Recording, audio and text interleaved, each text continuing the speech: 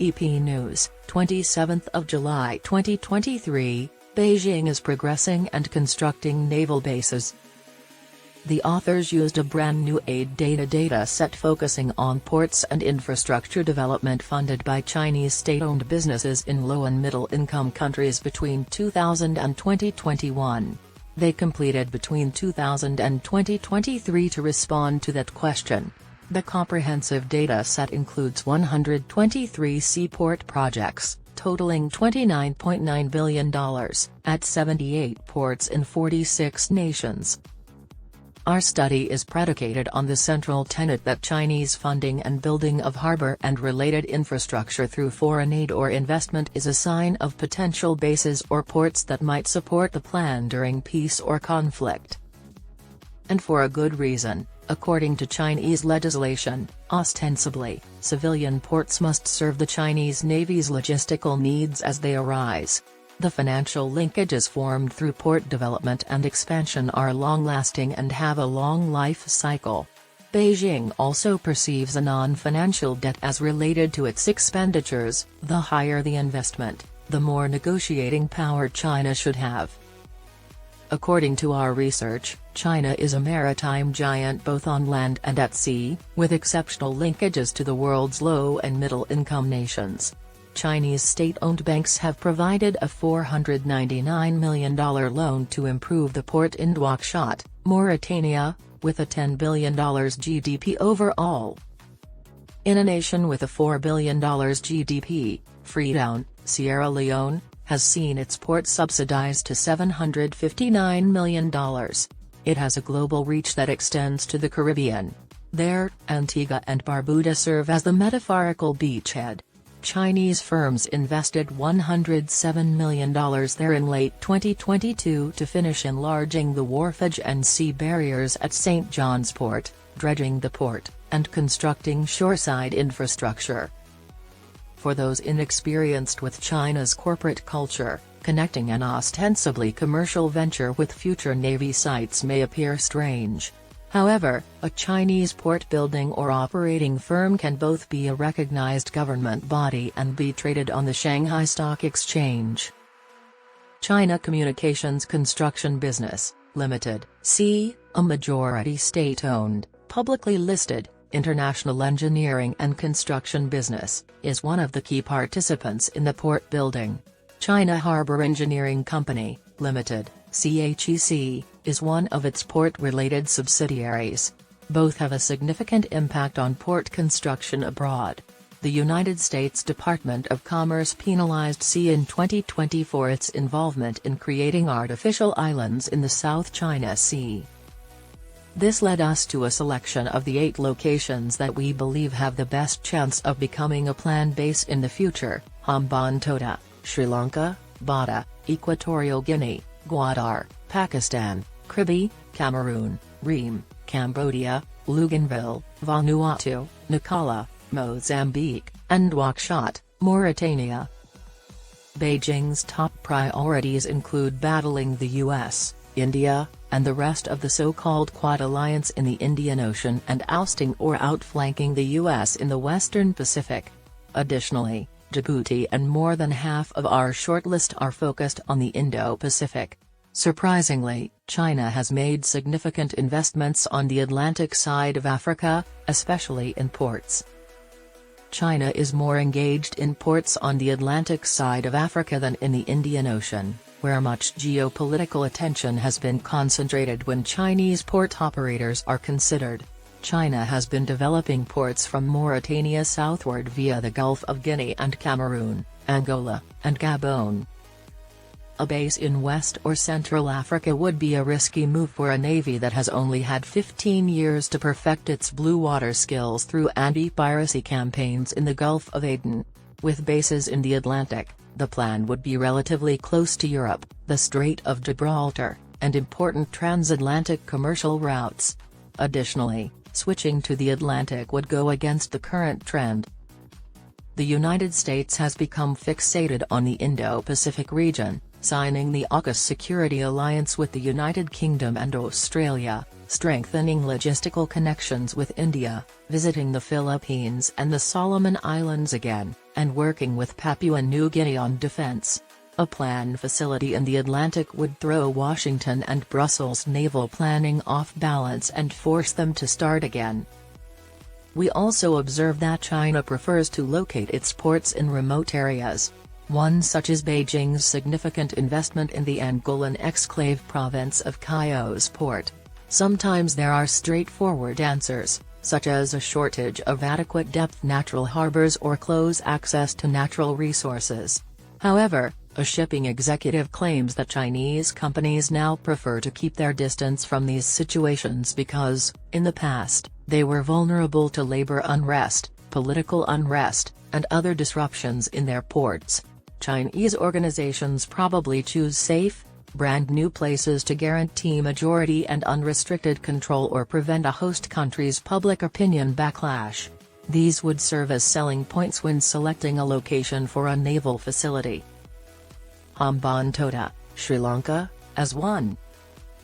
According to our dataset, China has invested over $2 billion in Hambantota, more than any other port globally.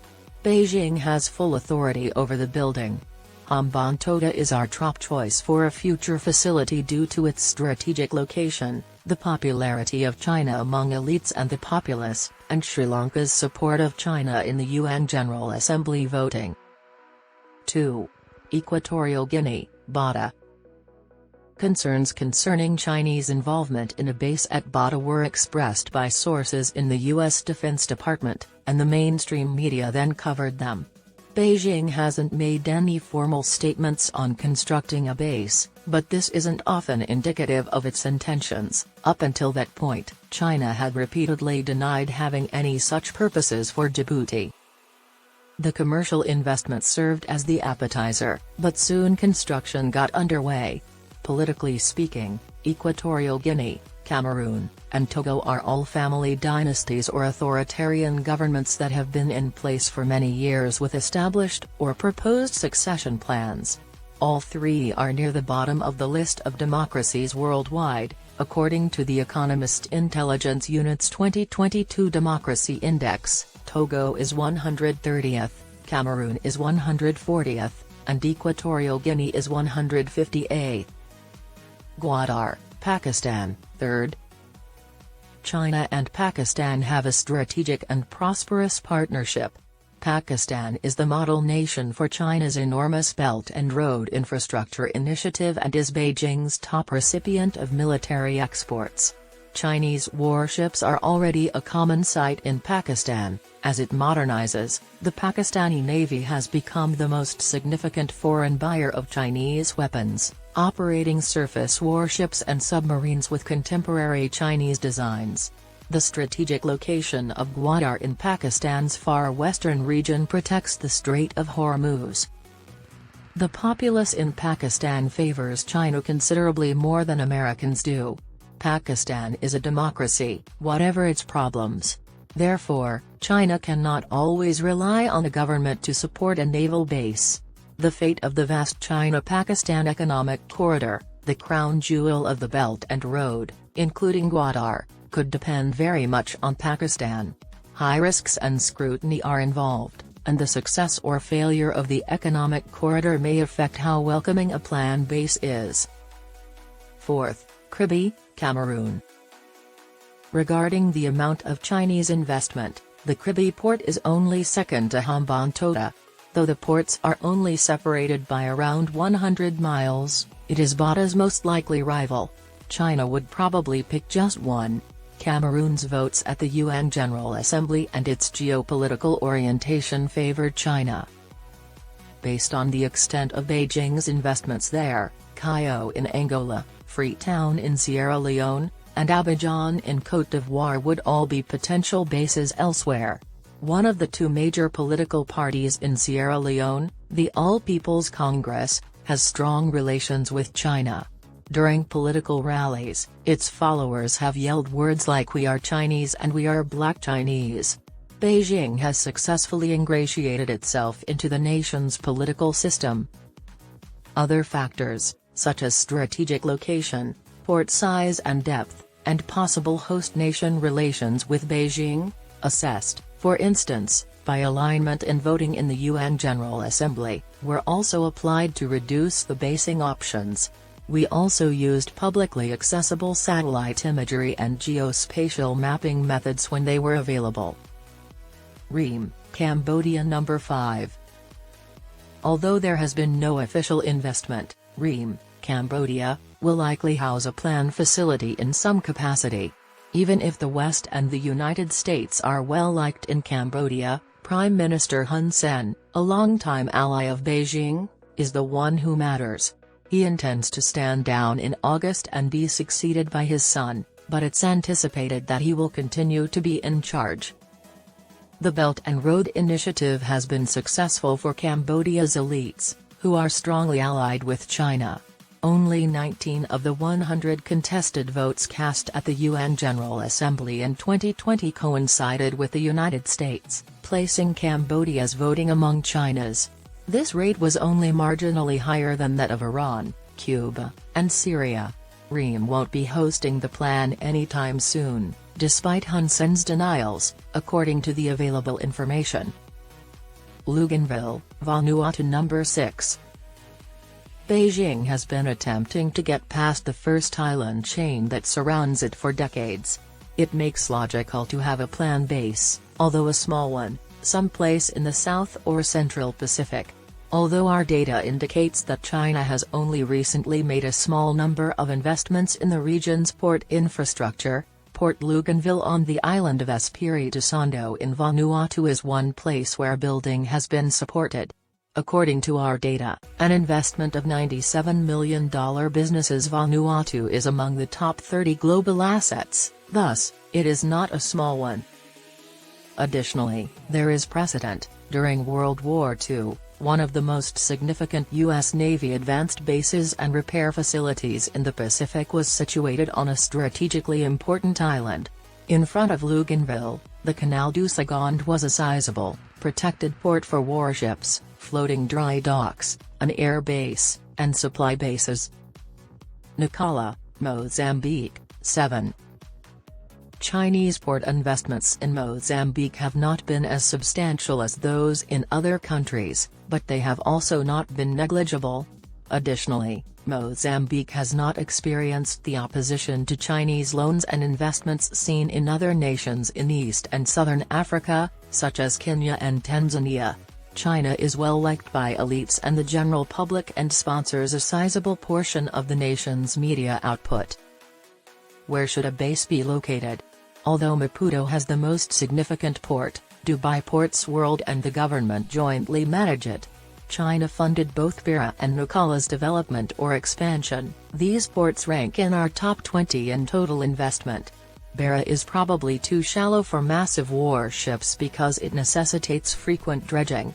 The most logical choice would be Nacala because it has significant Chinese investment and is a deepwater port. Nouakchott, Mauritania, at 8. Mauritania is an alternative to the congested plan choices in West and Central Africa. For instance, Nouakchott is located over 2,000 miles northwest of Bata. The country in West Africa is also much closer to Europe and choke points like the Strait of Gibraltar. It takes only around 2 days to steam there at 20 knots.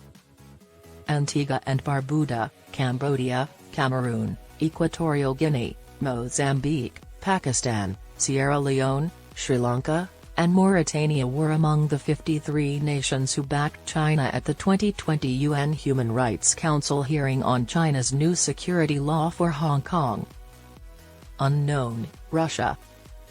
Chinese fleet units might be co-located at one or more Russian naval sites, even though China has invested a lot of money in the developing world to establish a base there.